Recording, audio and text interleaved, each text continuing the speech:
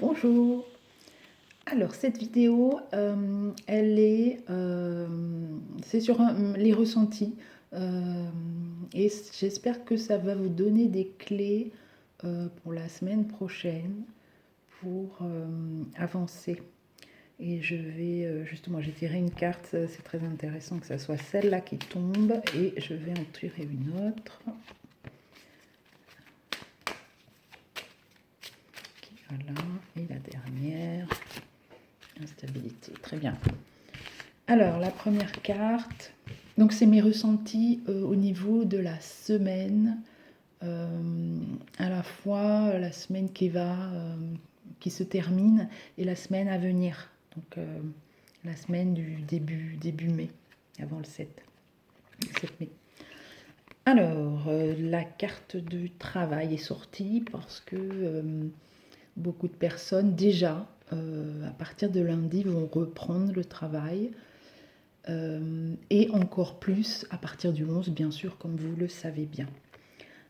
Donc cette carte-là, elle nous parle d'un cycle qui recommence, la roue qui tourne, quelque chose qui s'enclenche, qui reprend, on reprend un rythme, on reprend la vie active vers le travail, avec des déplacements. Vous voyez le bonhomme qui se déplace.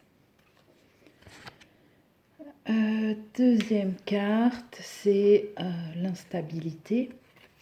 Donc peut-être que ça va mettre des personnes dans une situation instable de retourner au travail à plusieurs niveaux. Donc peut-être qu'il y a des peurs qui vont remonter, des angoisses, malgré le fait que ce jour-là est très attendu pour reprendre la vie, pour reprendre le courant de sa vie. Au-delà de cette envie-là, peut-être qu'il va y avoir, vous voyez, comment on pourrait appeler ça, cet électroencéphalogramme, ce cycle physique, émotionnel. Ah oui, on nous parle, j'avais pas vu, cycle intellectuel, cycle physique et cycle émotionnel. Donc tout ça va s'interconnecter et ça peut créer des difficultés au début. La troisième carte, c'est la carte de la chance, avec tout ce que cela comporte, le trèfle, la petite coccinelle et comment ça s'appelle, le fer à cheval. J'avais un petit trou de mémoire. Donc, ce qui me vient là, c'est ne perdez pas espoir, ne perdez pas confiance en ce cycle qui va peut-être au début vous perturber. Ayez la foi en quelque chose qui va se rééquilibrer. Cette instabilité va revenir à la normale progressivement. Donc mon intuition, mes ressentis me disent faites l'action à faire face à cette reprise du travail. Donc tout le monde va avoir envie d'aller compenser ce qui n'a pas été fait, de peut-être d'aller récupérer un certain chiffre d'affaires qui a été perdu. Faites attention à vos besoins primaires de repos, peut-être de silence, peut-être alimentaire, ne pas vous oublier de manger, de prendre le temps de vous reposer. Voilà. Donc ce qui est important de conscientiser, c'est face à cette envie d'aller. Vous allez peut-être faire vite, faire beaucoup de choses, vous épuiser peut-être physiquement, moralement. Attention, ce qu'il est important, si cela arrive, donc là je vous préviens, mais si cela arrive, prenez du recul et prenez le temps de vous ressourcer et de ralentir, parce qu'il va y avoir une grosse différence entre le temps d'avant et le temps d'après. C'est-à-dire de prendre le temps. De prendre le temps de ralentir. Et justement, voici ce que j'ai dessiné. Donc ça invite, face à la précipitation, l'envie de faire beaucoup de choses, de ralentir son rythme et de revenir à un rythme plus humain, plus respectueux de ses besoins. Voilà ce que ça me dit.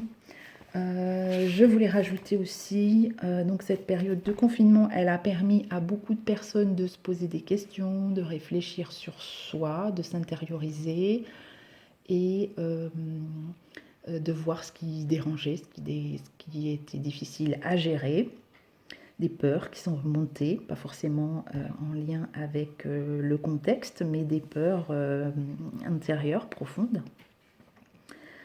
Donc moi aussi ça me questionne et il va y avoir un avant et un après me concernant, c'est-à-dire que je vais davantage partager avec d'autres personnes, partager des choses qui me tiennent à cœur, des choses qui sont en lien avec mes valeurs de partage, de solidarité.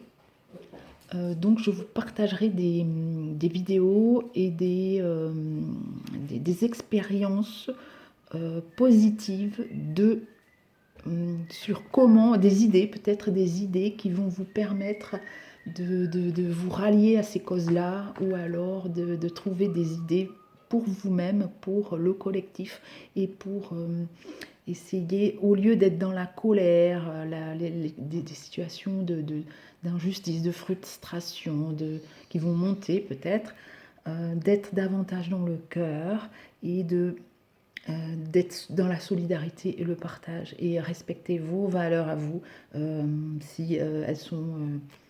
et d'aller vous intérioriser pour savoir quelles sont ces valeurs. Donc, ce 11 mai va nous demander aussi de passer à l'action. Donc c'est bien beau de se dire, ben moi mes valeurs c'est le partage, c'est ci, c'est là. Et qu'est-ce que je fais moi de ces valeurs en concret, en action, pour passer à l'action.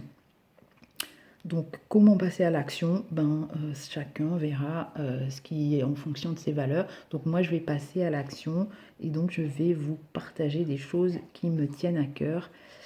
Et puis je passe aussi intérieurement à l'action, mais vous allez le voir prochainement. Physiquement, je vais avoir des changements, mais je vous en dis pas plus. À bientôt. Et n'hésitez pas à suivre ma chaîne Libère ton expression sur YouTube. À bientôt.